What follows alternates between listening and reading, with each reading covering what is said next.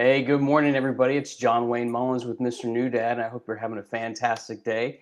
It's been a little while since I've had a guest on the show, and I'm really excited about today's interview with Scott Danner.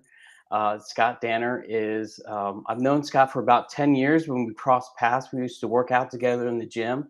But he is doing great things. He's a great dad. He's got some great stories, and we're going to be talking about a topic today that is a little bit, different, but it's one of the topics that we discuss at length inside the Mr. New Dad community, and that's your money mindset and what you think and believe about money and why it matters. Because one thing that I've learned in this new season of dadhood is these conversations come up, and it's important for you as a new dad to be aware of the tools, the mindset, the beliefs, the thoughts that you have in and around money, because I guarantee it's going to come up. And so without further ado, I'll go ahead and bring on Scott. Hey, Scott. Hello, how are you? Thanks for having me. I'm excited to be here.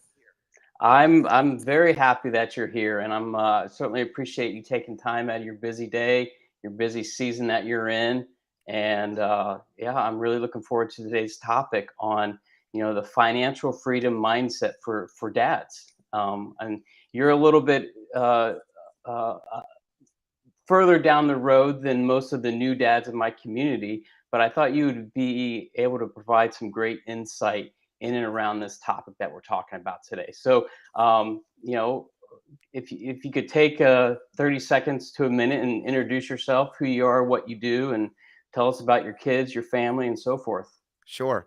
Well, I'll start there. I got married in my early 20s, mid 20s, I guess, to my college girlfriend and longtime friend, who's now been my wife for almost 20 years in May of 23. So we were married in '03. And we have two kids. We did a lot in threes. We got married, and then 3 years later, we had our oldest, Carson. And 3 years and 3 days after that, we had Braden. And so we had really timed it well. My wife is a school teacher, and she has been a kindergarten teacher the last couple of years, but mainly K through three. And so we've had a lot of learning and growing to do as parents. And in the meantime, we got married young, so we also started from nothing. So it's very pertinent to talk about being a new dad and understanding and remembering what that was like, because we really started from zero, from scratch. Adrian's paycheck that she saved her first year helped us with the down payment on the house, because I started as a financial advisor the same year and started from zero, zero clients, zero money, zero anything. And so fast forward 20 years, I've been in the business now for over 20 years. I have a financial advisory practice that spans 7 states. We manage almost $3 billion, and I have a pretty big team of over 45 advisors that operate in our system, as well as infrastructure and staff of over 20. So just to give a perspective, I run a pretty busy season of life right now, and it wasn't the same when I started out. And so understanding and being able to look back and provide any insight that I can, as well as supply some of the failures, will be helpful, I think, to anyone listening today. Oh, hi. Wow. It sounds like you have a great experience from, growing as a dad, growing as a husband, at the same time starting your own company and succeeding and doing really well. So congratulations. That's awesome. Thanks. We've been very blessed, and hard work does pay off. So we're grateful, but we're still growing and learning every day. Oh, well, hey, if you're not growing, you're not going. So, That's it. yeah. So today, like I said, inside the Mr. New Dad community, the first two cohorts that I facilitated, the topic around money came up a lot, and it almost took me by surprise, because a lot of the dads in there had a lot of questions, and they were asking what tools are out there when you talk to an advisor. What are your limiting beliefs around money, and so forth? And so, um, with today's topic being what is your money mindset, um, what does that mean to you? What is that?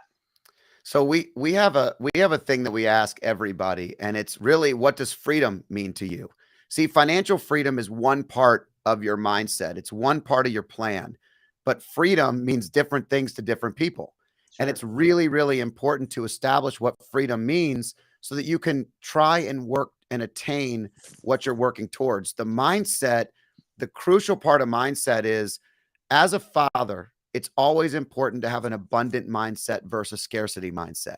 That's the first thing. So, scarcity mindset says that there's only a certain amount of anything. There's only a certain amount of love that child can give. There's only a certain amount of money that's out there. There's only a certain amount of resources. I'm never going to be able to have enough time.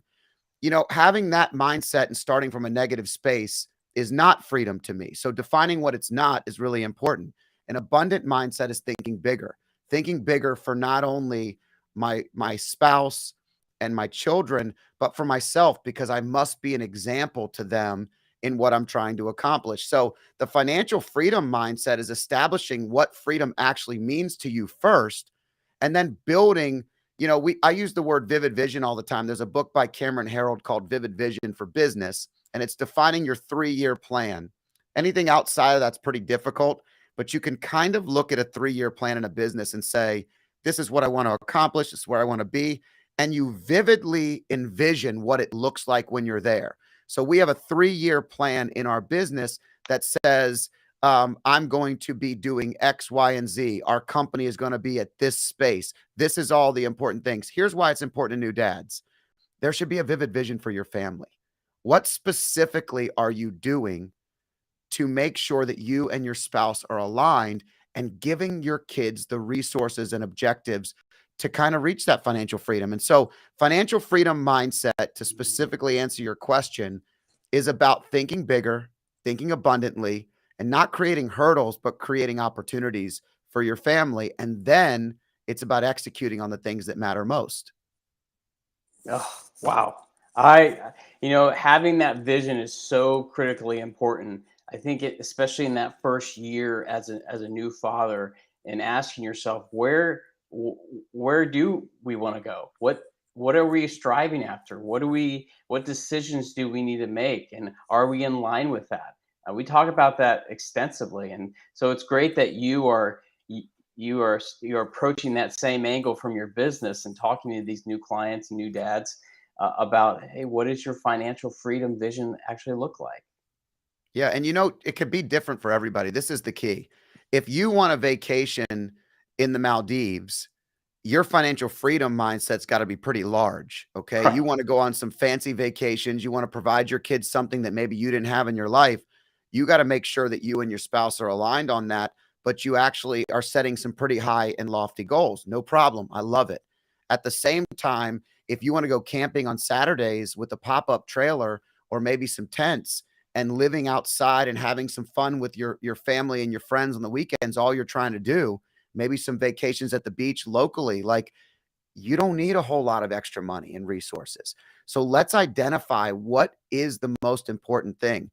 And what you'll also realize as you get older, and I can tell you this, in the beginning of my fatherhood, I think I was scared and petrified so many times that I wasn't going to be enough or wasn't going to be able to provide for our family. It's a very honest thing to feel. Sure. And through just restoring order sometimes on a daily basis to the chaos. And what I mean by that is just staying focused on the long-term vision, just going to work and working every day, doing what I needed to do and not getting caught up in all the things that we weren't able to do. I was able to really focus on establishing a financial freedom mindset for our family and for a lot of clients that we worked with over the years. Sure. Absolutely. I can begin to see why mindset is so important now as you think about not just building your financial future, but building your future for your family, future for yourself. It's all up here. I know so many authors and successful people talk about mindset. It's critically important, and I think you really have to be so intentional about knowing what you really believe. So, kind of going into question two, why does the way you feel about money matter so much as a dad? Yeah, this is really big because it's not just about money, it's the example you're setting for life. So if we established that the first question revolved around mindset, right? You're establishing a positive mindset to the world. You're showing your children from the get-go that they can accomplish anything. If you create limiting beliefs for your kids from the get-go, who the hell is really going to be the person that supports them? Right. Somebody has to be the person at home that's the foundation, that basically is that I love you no matter what person. And it starts there. That's the mindset. When you start getting out and you talk about money, you don't want to create hurdles and limiting beliefs in and around that. So an example is, and look, for perspective, I did not grow up with excess. My parents did an amazing job. We did not have a lot. There were many, many times where I knew my parents were struggling, and I'm very grateful for that struggle because it gave me a perspective on money. Part of the reason I wanted to be financially free was because I didn't want to feel that in my family, and I wanted to take care of them. So driving to be more financially stable was really important to me. But I also wanted to create a mindset in our family about money as a father that showed my kids they could accomplish anything. I don't want to take the mindset that they have to grow up the exact same way that I did just to learn the things I learned to be who I am. Quite frankly, I don't need them nor want them to be me. I want them and need them to be them, and they need to start at the place that we've leveled up to. So, why does the way you feel about money matter as a dad?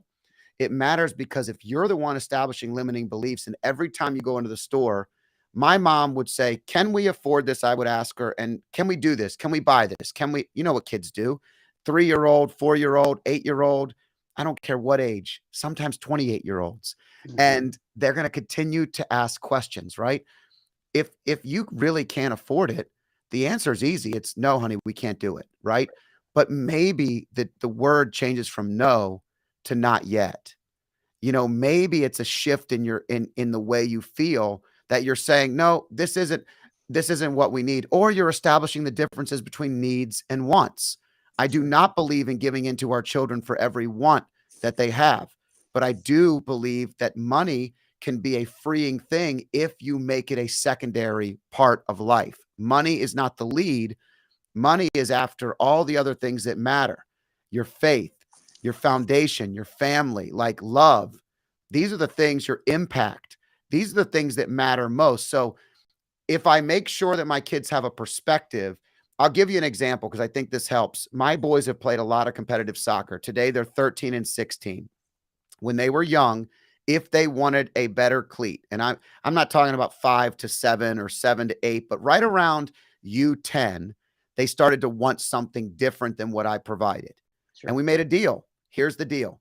You pay for anything above this price. Dad will buy a cleat for $50. Now, today, I can't do that. Today, the cleats they use, they're tools. I need them to have the best. And so we work really hard to help them now. But I would pay $50. And if the cleat was 100, they would pay $50. They valued that cleat a lot more. Now, could I afford it to buy it? Absolutely. It's even harder when you have to tell your kids no because you just said no. See, Right. that's another challenge. My mom could say no or not yet, and I understood. Right. When I said it, my kids could look at me and say, "But dad, that's not true. You can do this." So Right. you have to have a reason or a why that's bigger than the money. And so I don't want to set limiting beliefs as a father for my children. I don't want money to be a hurdle. The founding fathers said, "We are soldiers so our children can be teachers, so their children can be artists." And the whole objective is to kind of make life a little easier so that the mindset expands for the next generation. But usually, after the generation of artists, they need soldiers again because you can only be so free without work and effort in different spaces. And so the point I'm getting at is, you want to provide a better life for your children. Most people do. But if the life is already there, you want to provide the values and the principles. That's why money really matters in a relationship with your children as a father. Oh, I love that example of what you're teaching your kids at that age and how that is setting them so much on a much better path that you probably learned that lesson later in life. But now you're circling back and say, "Hey, I learned this belief, this truth later in life, I want you to learn that now so you have a stronger work ethic, you know the value of money, and you know what I'm trying to teach you. And those are the types of examples that I think dads today really need to be so much more cognizant of, because I have a 1-year old right now, and everyone I talk to says it goes by fast. So you don't have time to think about this. You don't have time to put this stuff off, because they're going to be 10 or 13 before I know it. And so that's my drive, and that's why I'm doing even Mr. New Dad, because I want to have this conversation now, and I'm learning as I go. Yeah, I didn't come out like this. So the Yeah, other thing is I've been a financial advisor for 20 plus years. When you look at the learning that I've been doing for 20 years of listening and helping people solve their family problems, I've had a study course every single day of my life for 20 straight years. And so, yes, my mindset changed. When I was a young man, all I could think about was why other people had other opportunities I didn't. sure. Why did I have to pay for my own college? Why was I working and playing sports as a high school kid and doubling up on payments to my dad so he could afford to drive his truck, which costs more in gas, and all these little details that were honestly quite challenging. But once I started to expand my scope and see how possible things were, I was able to build that foundation and develop it. And so our job as a dad is to start that early. Don't start them with the limit. Don't let them hear you talk about money being this big problem. Let them hear you talk about money openly in your family. This is another thing I have recommended for 20 years. Stop making money a scary topic. Stop making it a hurdle. In a family, when a child asks a question, I give them the answer. Now, as they've gotten older and they ask questions that are a little bit more in depth and maybe a little more private, I start with a couple of things that I think are important. Listen, one of the things that's really important to my 16-year-old is for me to be honest with him, right? To build an authentic relationship. When he asked me a question about income, about net worth, about future growth, about why college is worth it, I start off by saying there are things that we keep private in this family, but I will always openly talk to you about these things. And I want you to understand what it took to get here or how we're here. Like this just didn't appear. I also always share to them that I love Shaquille O'Neal's saying, "My money is not your money." He says, and I'm nowhere. I have nothing to Shaquille O'Neal, but being rich has nothing to do with money. Being rich has everything to do with love, life, family, faith. So that's the principle I want to teach with my kids. That kind of answers the next question about how important self-awareness is, and how that ties into your own beliefs around money and finances. And where would you say that kind of the starting point for you was when you had that shift in your thinking around money and finances?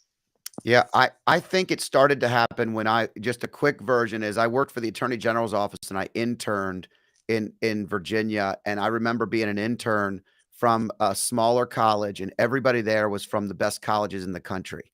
Like all of my peers were from the best colleges in the country, and I was from a regular college, and which is fine, right? But I started to realize that I actually was the only one that was offered a job at the end of that internship.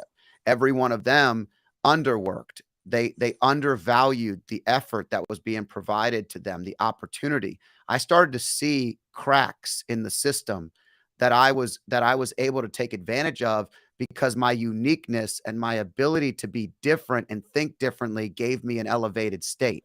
So what I teach my children is you may think differently. You may think hard work is great in your family. You want to teach your kids hard work's really great. Well, my kids may be different from a lot of other people in the next chapter of life. Maybe there's a group of people that don't think hard work is great, just allows them to stand out more. I Sure. don't harp on what makes them um, different as a negative. I harp on that as a positive to look at where the seams open up and how you can really take advantage of those opportunities. And so when I began to really feel that awareness started in my early 20s.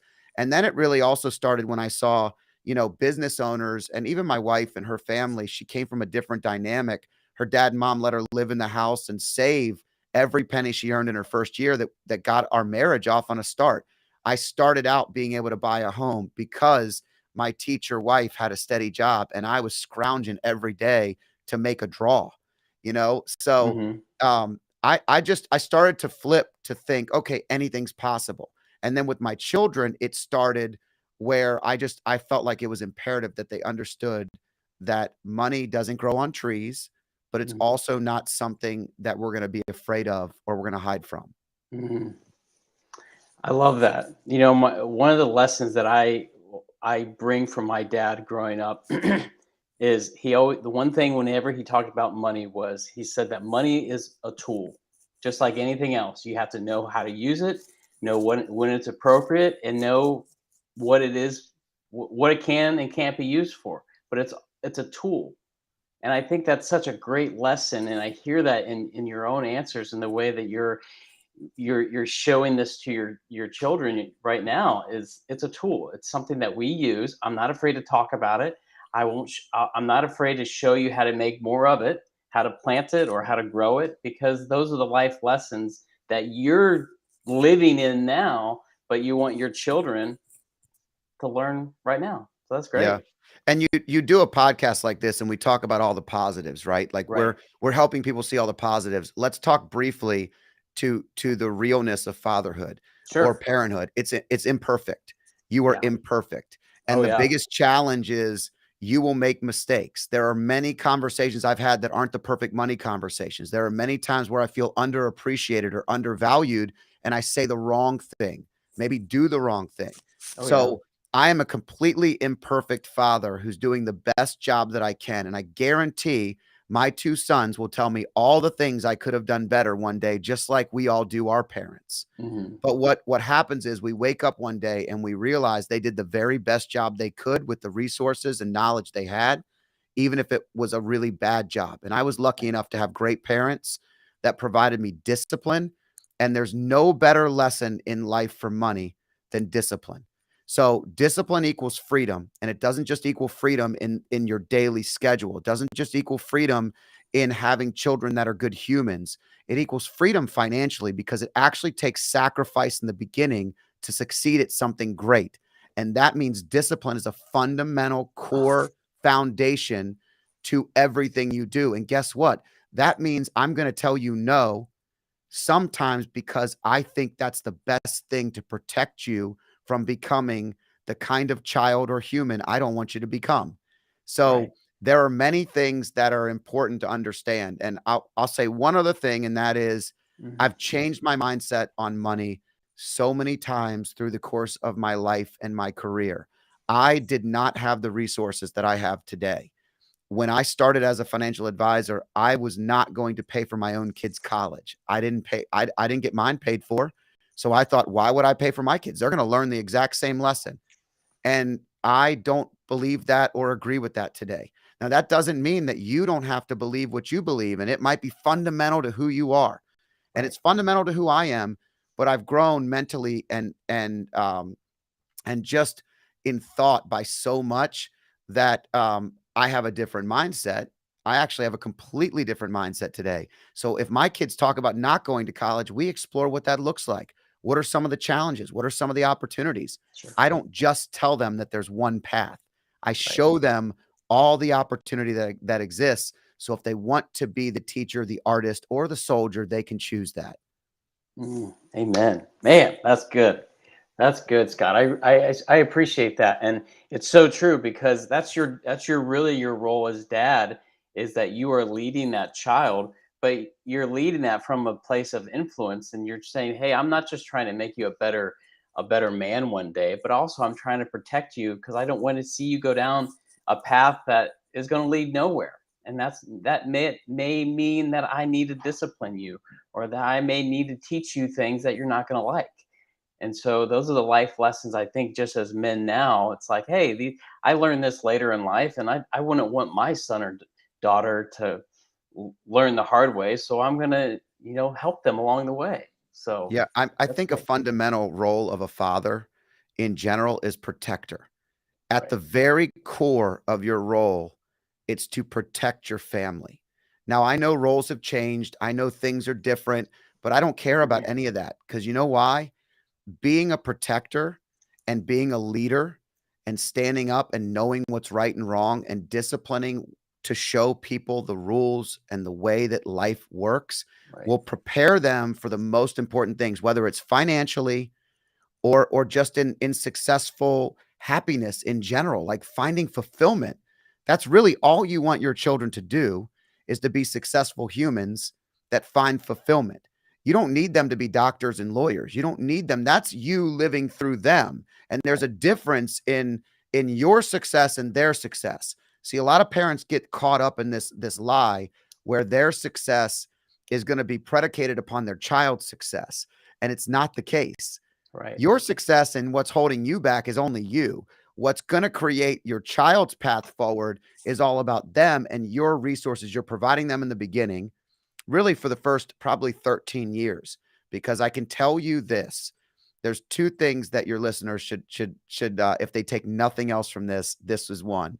Look at your children's shoes and put them next to you. Every day, I take my shoes off and I put them in the same spot. I guarantee most people do this. Okay, when I take my shoes off, I started to learn as a very new dad that my son, my oldest son, and eventually my second son, all put their shoes in the same spot.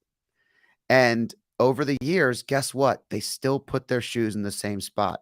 But you know what? The most beautiful and challenging thing to do is to watch those shoes get bigger and bigger and to watch them grow in my feet. My oldest is 16 and I wear a size 10 and a half. He now has a size 12 and he parks that thing directly next to me. If that doesn't show you that he's becoming a man, and it's one of the things that makes me smile and almost feel sad every single day I see it, but it shows how fast time goes. And the reality is they're watching, they're listening, they're growing, and they're copying you. So Mhm. let them copy the good parts of you, because they will copy the bad parts. And when they get to 13 and 16, you'll see the raw version of yourself and some things that you've changed and gotten better at. But even in those raw versions, they're working their own way through. So it's really important to fundamentally for new dads to realize teenagers really don't like to listen all that much. So do it on the front end, invest in the front end. Mhm. Really important. So important. I agree. So this next question is something that we have talked about a lot. Is, you're learning all this stuff and you're just inundated with growth, inundated with you know uh, different things going on in your life in this time as a new dad. But when should you begin to think about seeking help or speaking to someone like you, or one of your team members, about getting Right. a financial advisor? When does that conversation happen? I think this is a really key important part of parenthood in general, right? Or life. Most people that succeed in life have a coach of some sort. I say right away, whenever you want to be better, to grow, to learn, bring a coach in. What that financial advisor does for you is up to you. You can set the tone of that relationship. If you like to do a lot of things on your own, but you want a coach or consultant, you can find an advisor that does that.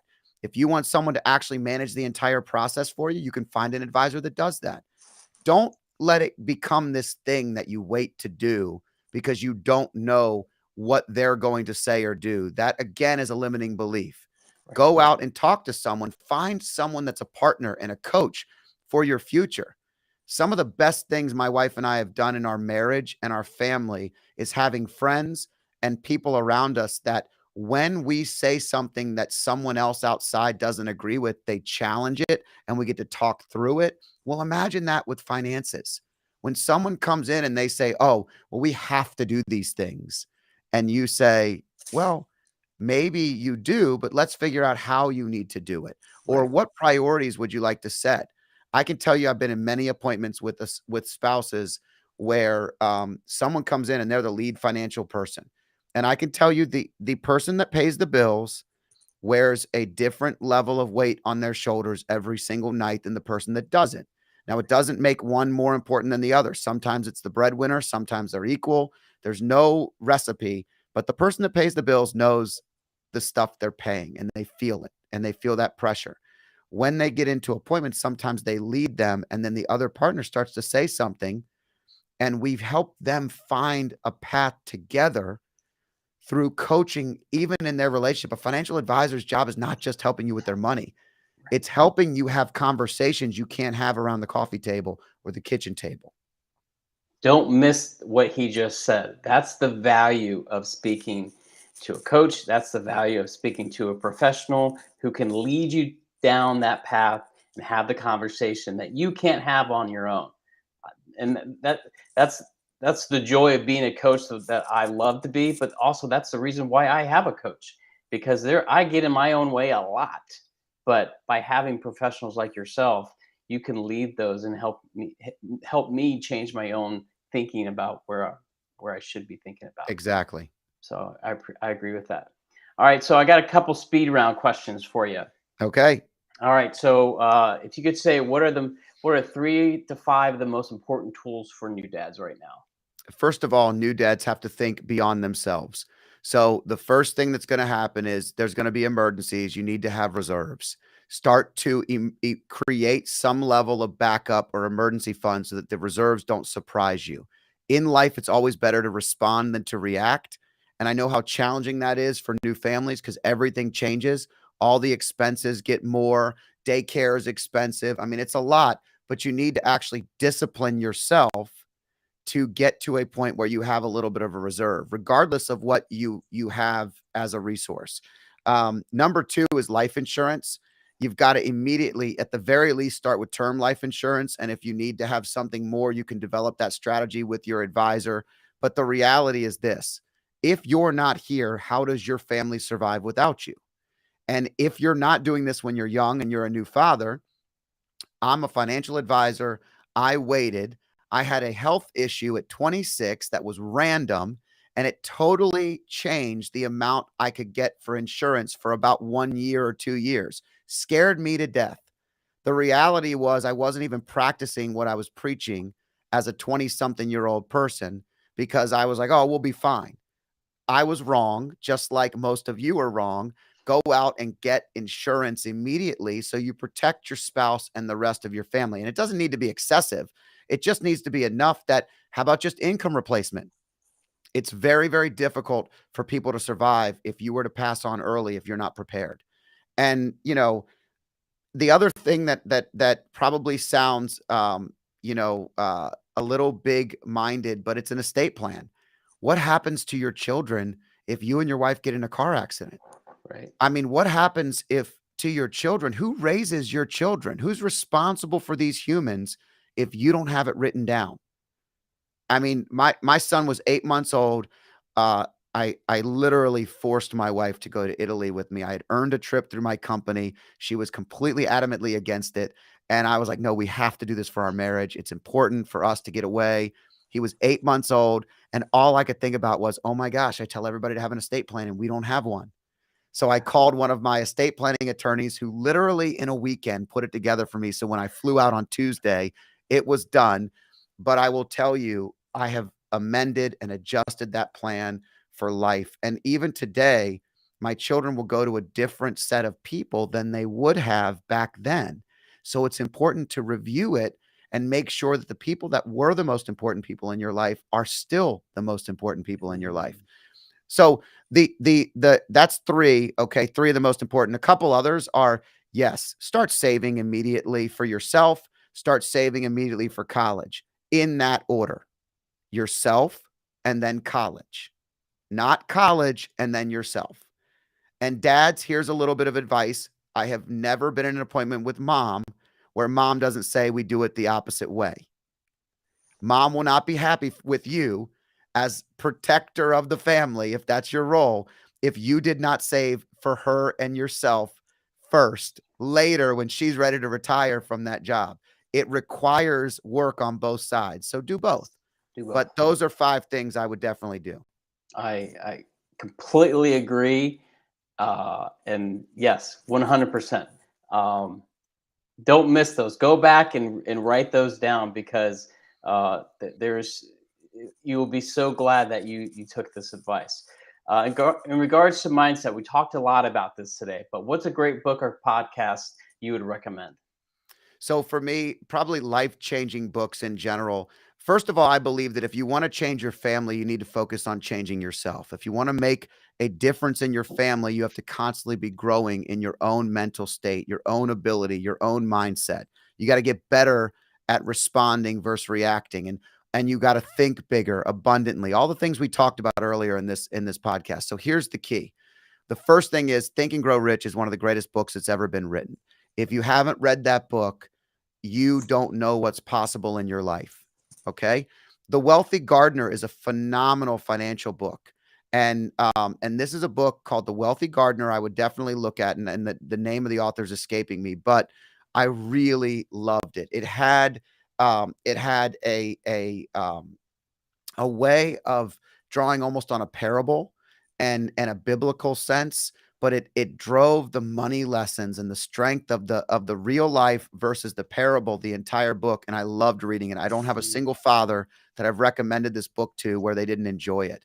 Um, and obviously anything that you want to read and learn about or listen to from anyone outside of any industry that's just been successful. What are they doing with their money?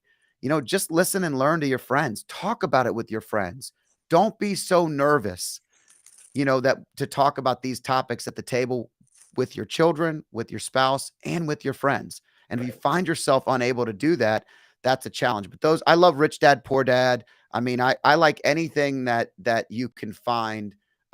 You can read my book Freedom Street, but it's not really built around new dads. It's really built on financial freedom in a different capacity. So Sure. those Sure. are things that I think are really, really great. And podcasts, I just think anything that makes you a better dad is a great podcast to listen to. I agree. Yes. Think and Grow Rich is one of my favorite books. I try and read that every year, and it really makes you think. But you want to talk about bettering yourself and discipline. So, the last question, it's twofold. What's the best advice someone gave you as a new dad, and what's the worst? I really struggled with this one because there's so many bits of advice that I think I've gotten um, over the years. I think one of the most important things to remember as a father, um, and the advice I was given was to strengthen your marriage, to strengthen your relationship, and your children will be stronger because of it. So one of the biggest challenges in marriage, especially today with children, new dads struggle with this because it's almost like having two moms versus two dad and a mom. They want you to do every single thing that mom did. And I love the differences in our roles and our relationships. It's empowering for children to understand that mom and dad love each other. And if something happens in your marriage where that's not the way that it's going to be, there's no judgment on my end. I'm just saying strengthen that relationship. Like it's still the mother of the child, it's still the father of the child. Right. At the end of the day, that is some of the best advice. Build your relationship. It's the same thing that you would say, strengthen yourself so you can be a stronger father. These are all things that are resources. One other guy told me another one thing of advice because I can't say one. He said, say no more often than you say yes. And I love that because it Yes. takes it takes guts to say no. It takes Hmm. nothing to say yes. It's weak. So you want to be a strong dad, you want to be a great leader. I don't know anybody that runs a company that says yes all the time. They'd be out Right. of business. So Yeah. you want to have great people, you want to raise great humans, say no more often. The worst, Mm, I think the worst are just the things that um people that maybe don't require their children to follow rules, maybe that have this free range mentality. I respect it if it works in your family, but my kids didn't eat double dinners every night. My kids, we ate the same foods. They learned what to eat, how to sit. We love each other, but there was some level of discipline in our family so that when they went to someone else's house, they weren't demanding only chicken fingers and French fries. And so eventually they stop being a child and they have to be real humans. So it doesn't mean we didn't feed them earlier sometimes. It doesn't mean that we didn't adjust our menus. But, sometimes parents will say, I just give them whatever they want whenever they want it. And I don't believe that at all. So, mm, I have lots of new parents that are friends of mine that we disagree wholeheartedly on this. But if you don't stand for something, you stand for nothing. So I mm. stand for good food with your kids. Wise advice. I agree. Well, Scott, I certainly appreciate all the life lessons that you share with me and with my audience. This has just been a fantastic talk. And if somebody wants to reach out to you, what would be the best way to learn more about you, or if they're looking for a financial conversation or advisor?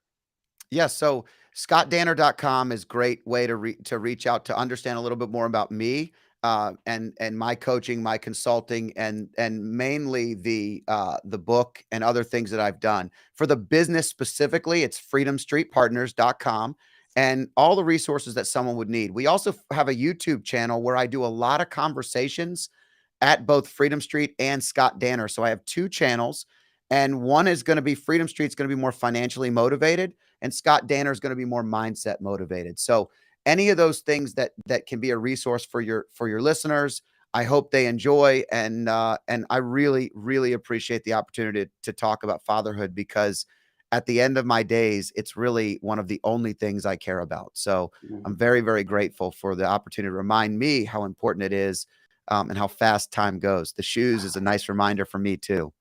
I'm gonna remember that one. And so, but yeah, thank you again for all your advice, and I certainly look forward to continuing to see your success, not as a only as a business owner, but as a dad and husband and all that. So thank you again, Scott. Appreciate it. Thank you so much for having me. I appreciate it. Take care.